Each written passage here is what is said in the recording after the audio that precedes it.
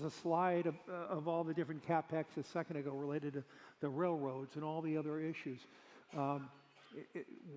The amount bring of capital, that slide back up, please. the capital expenditures for this is, as Bruce suggested, $10 trillion. That's just for the U.S. And let me also, though, bring back the whole notion of what's going on in the Middle East, where there's going to be huge opportunities there. But now, because of drone warfare, we have to relook at all forms of security.